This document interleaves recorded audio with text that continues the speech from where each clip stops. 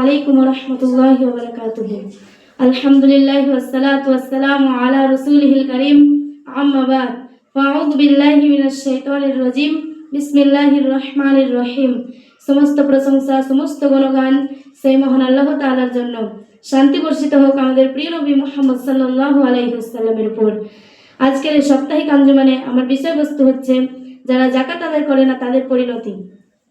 যেসব পাপ করলে মানুষ বড় ক্ষতিগ্রস্ত হয় এবং তাওবা ছাড়া পাপ ক্ষমা হয় না, তার মধ্যে একটি বড় পাপ হলো যাকাত আদায় না করা। যাকাত আদায় না করলে মানুষের রুজি হারাম হয়ে যায়, আর মানুষের রুজি হারাম হয়ে গেলে কোনো ইবাদতই কবুল হয় না। তাই আল্লাহ তাআলা বলেন, আল্লাযীনা লা ইউমিনুনা যাকাতা হুম বিল আখিরাতি হুম কাফিরুন। নিশ্চয় ধ্বংস হবে ওইসব মুশরিকরা যারা যাকাত আদায় করে না।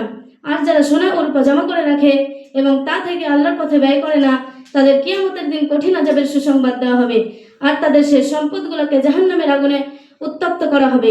রাসূল সাল্লাল্লাহু আলাইহি ওয়াসাল্লাম বলেছেন, সর্বপ্রথম 3 শ্রেণীর মানুষ জাহান্নামে যাবে।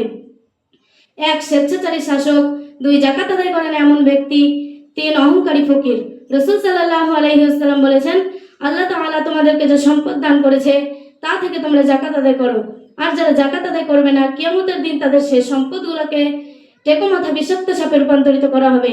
তার 2 চোখে 2টি কালো বিন্দুও থাকবে। আর কিয়ামতের দিন সেই সাপকে তার গলায় পেঁচিয়ে দেওয়া হবে।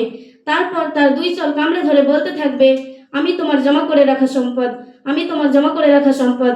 তাই পরিশেষে আল্লাহ তাআলার কাছে দোয়া করি, আল্লাহ তাআলা যেন আমাদেরকে যাকাত আদায় করার তৌফিক দান করেন। তাই সকলে বলি আল্লাহুম্মা আমিন। আসসালামু আলাইকুম ওয়া রাহমাতুল্লাহি ওয়া বারাকাতুহু।